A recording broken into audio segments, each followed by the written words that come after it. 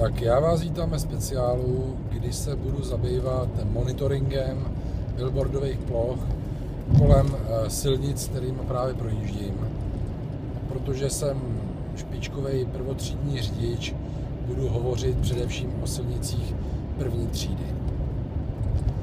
Blížím se k nadjezdu, na kterém vidím několik nápisů.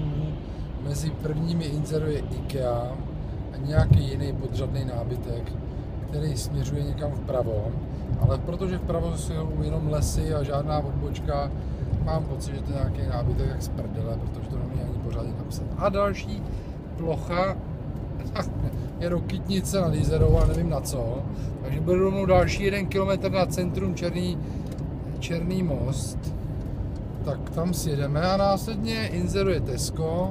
Předpokládám, že asi v tom centrum Černý most budou mít nějaký zastoupení. A tady máme další, to je Burger King, velmi čitelná navigace, která neříká nic jiného než Burger King, tady doprava, neboj se a žer.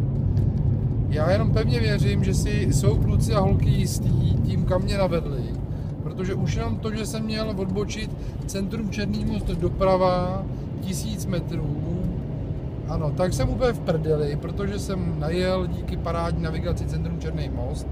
Tímto chlapcům děkuji. Jsem najel na dálnici na Hradec Králové, takže dnešní nákupy asi udělám tam, pravděpodobně v restauraci u Pavouka, a kterou už teda zrušili, stejně tak, že by to byl asi restaurace Duran. Dáme si žebra, jedeme zpátky. No, než dojedeme k první možnosti se otočit, tak bych zatím okomentoval situaci, která už není z jižní spojky, ale je z dálnice na Ukrajinu, ty vole někam na východ, takže do Asie, takže transazijská magistrála. A prvním billboardem, který nás vítá při tomto smutném okamžiku, jsou ty pravé Vánoce z Pilsner Urquell. Ano, již 75. variace na téma, jak se dá stvárnit pivní symboly typu sklenice, lahev, zátka, otvírák, sládek, odměrka, chmelová šiška a dalších asi 60 známek atributů, včetně pivního tácku, korbele, ohřejváčku a ožralýho frajera, jak se to dá stvárnit na vánoční způsob. Tak ano, opět se jim to povedlo, půl litry nám v září na větévce, takže velmi povedená kreativa, myslím si, že dala hodně zabrat, to vždycky je vidět, že kluci se u toho zapotí. A pozor, tady další billboard McDonald, který konkuruje právě již zmiňovanému Burger Kingu, který nás láká ještě zřejmě o kousek dál. Má nám říct něco typu vyserte se na Burger King a pojďte ještě o 70 km dál, my vám tady dáme tu sešlápnutou housku. Tak to asi není úplně povedená reklama. No a teď tady nastává takový prapodivný vzduchoprázdno, kdy na poli na 2,5 kilometru směrem do Asie není žádný billboard a není co komentovat. Ale už tady je pěkný pilíř Burger Kingu, který se spojil s Hammer centrem na jednom krásném pilíři, kterým zastínují pilíř benziny. Takže pokud byste chtěli snad náhodou vědět, kolik stojí nafta, takový ten diesel s vervou a do zimy, tak se to nedozvíte, protože víte, že Hammer Centrum prodává teréňáky.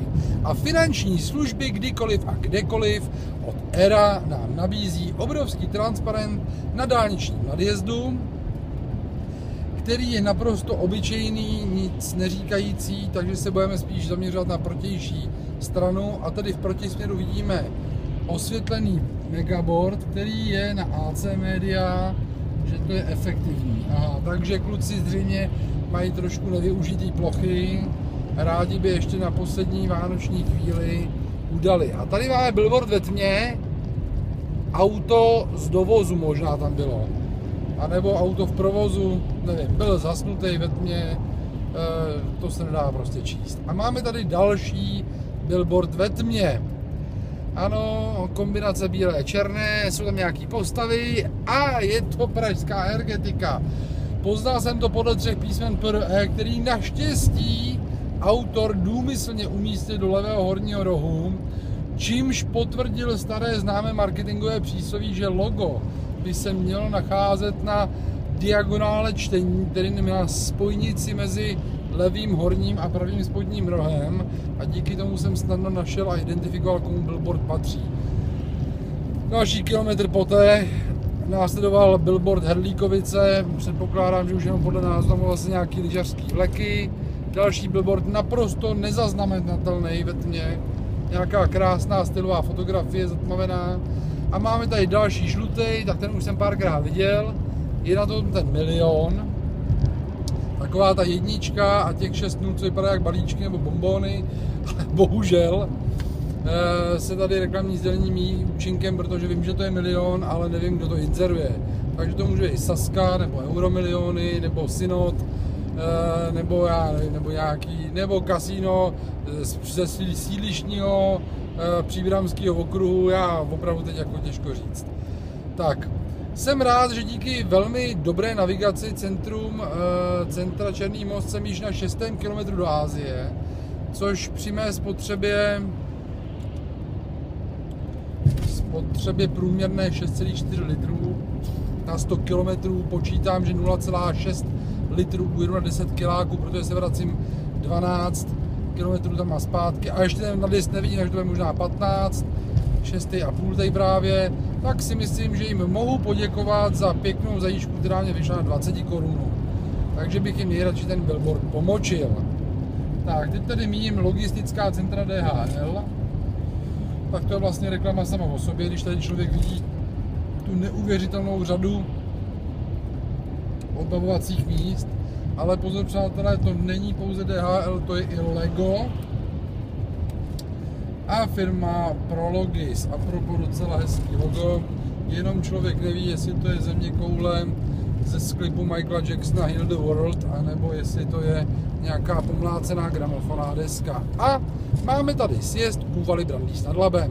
To znamená, budeme se obracet a na dálničním nadjezdu vidíme mnoho cedulí a nejvíce z nich profesionálně zpracovaná cedule od firmy Best Beton, který nám prodávají betonové cihly, tvárnice, zámkovou dlažbu a tak dále a tak dále. A blížíme se tady k nějakému obrovskému mimoměstskému skladu Penny Marketu, kde jsou ceny stále malé.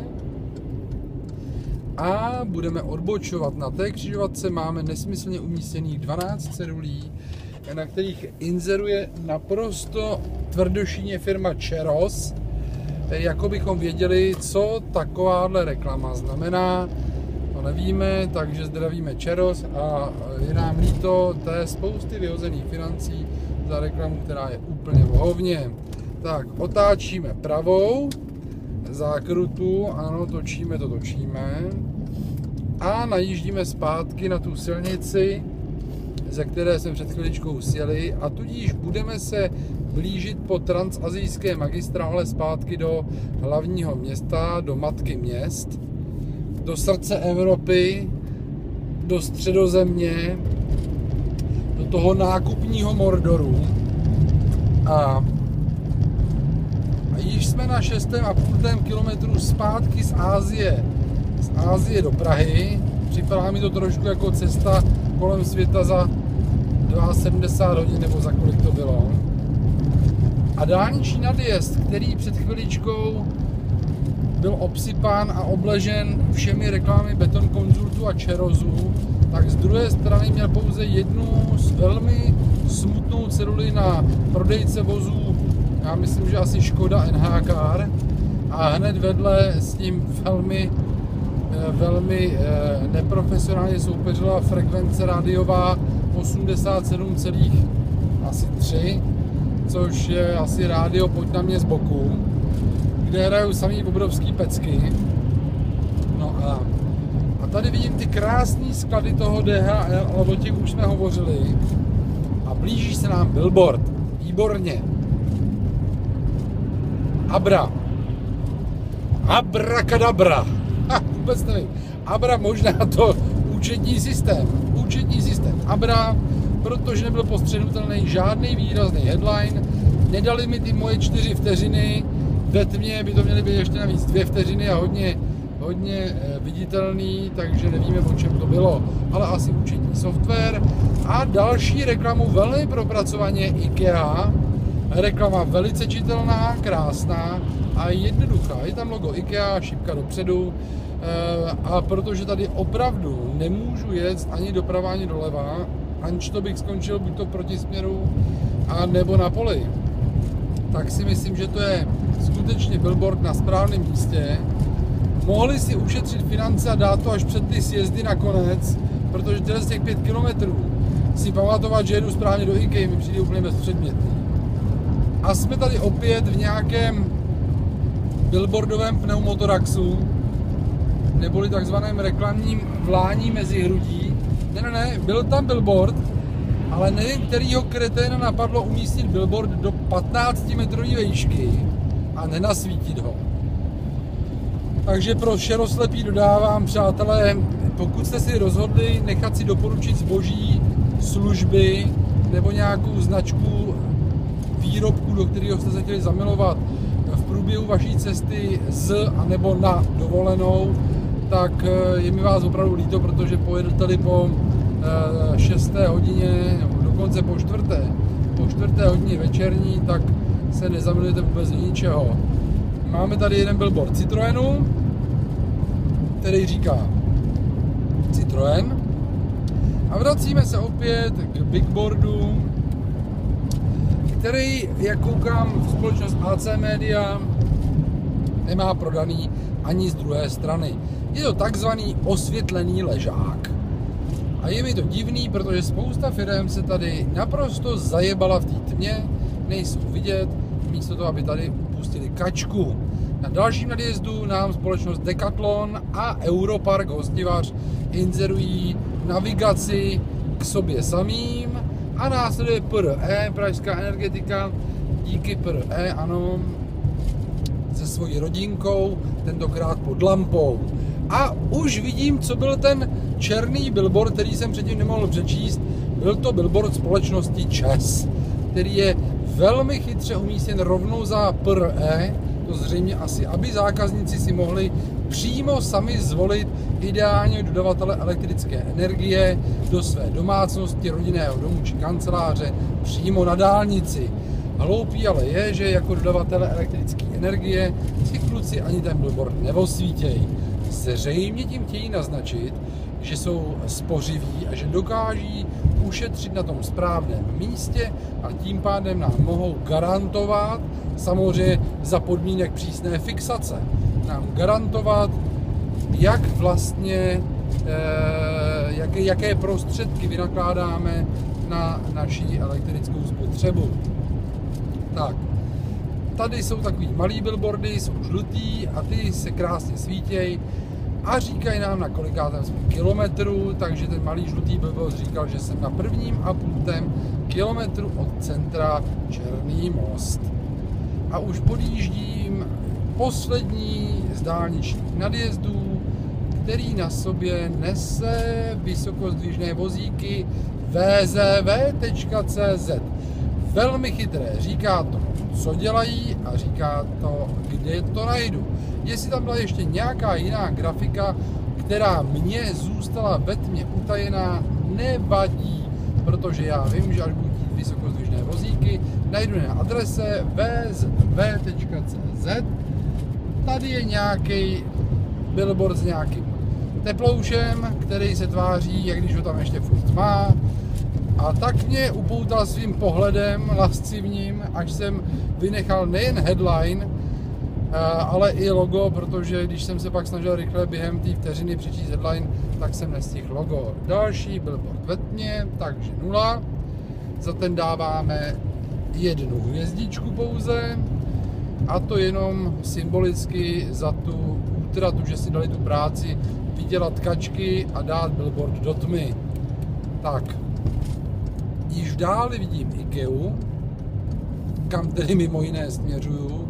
Teď tady měl být ten billboard IKEA, teď mi to měli říct, že jedu správně, protože jestli mě idioti nechají zase najet.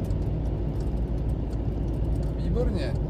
Ano, to jsem přesně chtěl. Takže přátelé, stala se taková věc. Na tomhle tom pojebaném dálničním uzlu jsem se zase otočil někam do úplný prdele a vracím se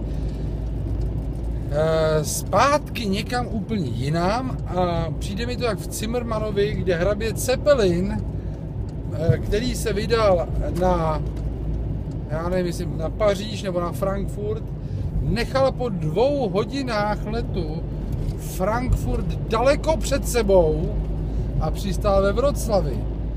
Takže zatímco já jsem se snažil dávat pozor a najet správně, tak jsem najel úplně špatně a vracím se zpátky na Běchovice. Takže tento dálniční úzel jsem nezvládl. Poprvé mě zavedla špatná navigace centra Černý Most, na kterou jsem se jako idiot spolehnul. Kdybych jel podle toho, jak si myslím, že mám jít, tak tam jsem hned. Já měl pocit, že mají něco novýho tady kluci od té doby, co centrum Černý Most postavili. Ne, tak nemají nic novýho. No na zpáteční cestě jsem si najel takzvanou trasu, o které bych řekl, že je to takzvaná stará Vesta, neboli košile bližší kabátům, a nebo v podstatě takovej nejvíce nacvičená trasa, a to je návratový sjezd z Hradce Králové ke mně domů. Místo toho, jak pokračoval rovně a jel jsem do IKEA, tak jsem se tady s vámi samozřejmě zakecal a už jsem zase v Běchovicích. Takže teď sjíždím na Běchovice, což je taková, teď vlastně to máme jako takovou hezkou, milou etídu, kdy se mnou povozíte po Praze.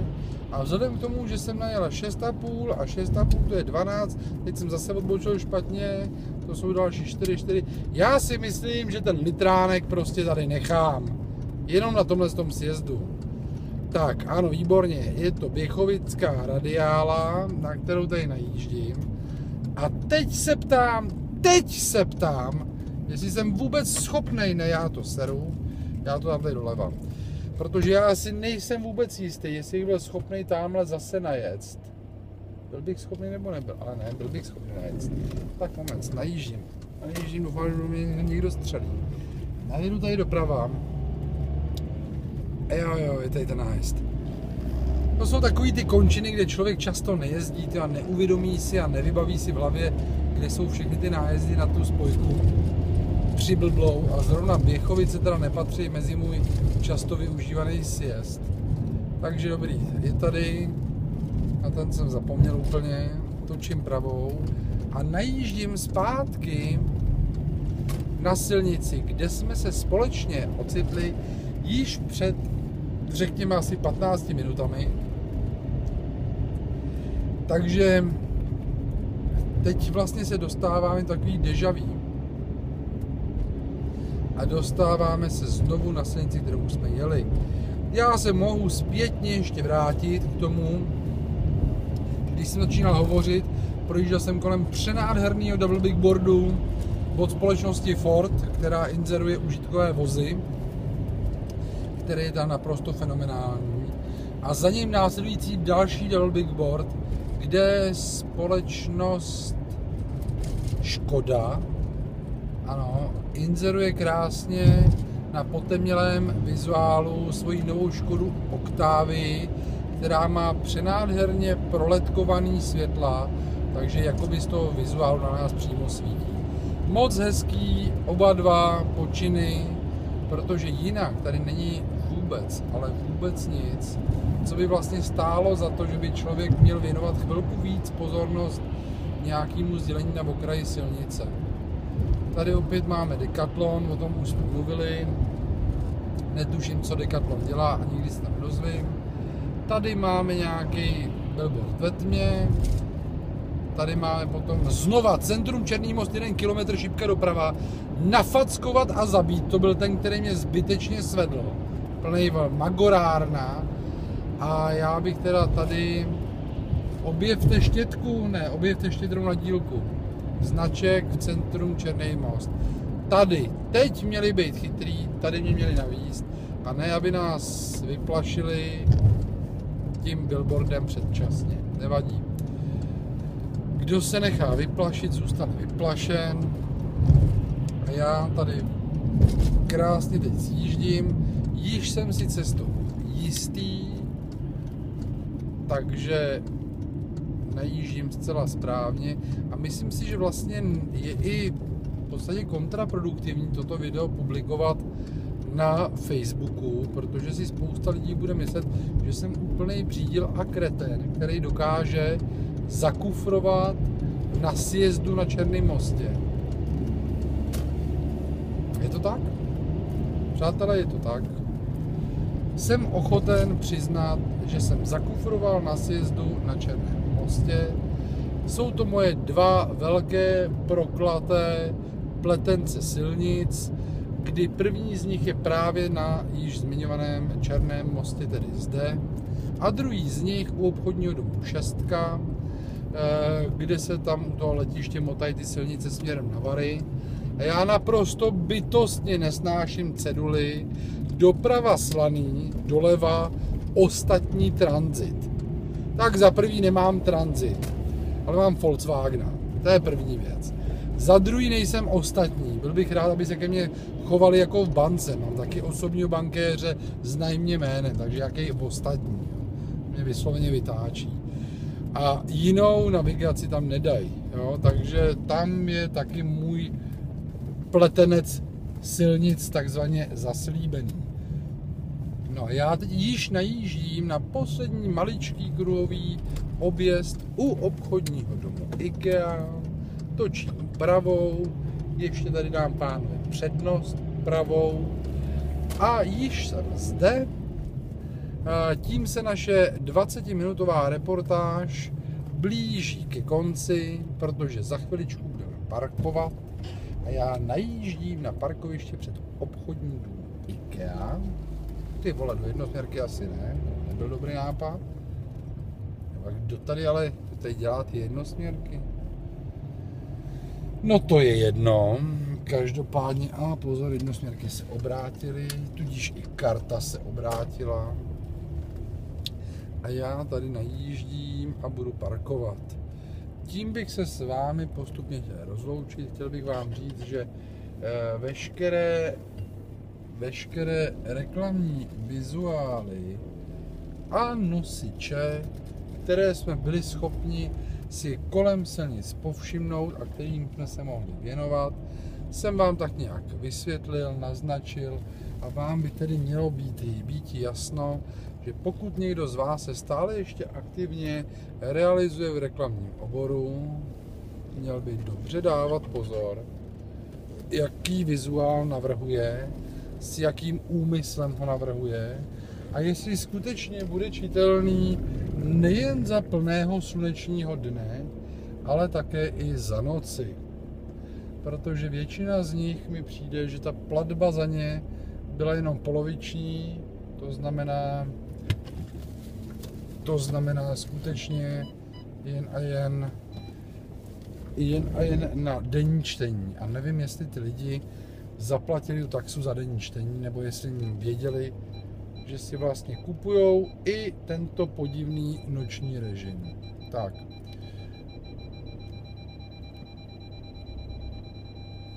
Tak.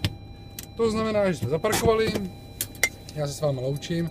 Jestli tohle někdo celý uvidí do konce, tak bych chtěl, aby mi řekl, zavolal mi, anebo mi napsal SMS-kou heslo, který zní: ty vole ujetej, já to viděl celý. A já bych pak strašně rád toho člověka pozval na kávu za moje. Tak se mějte hezky, čau.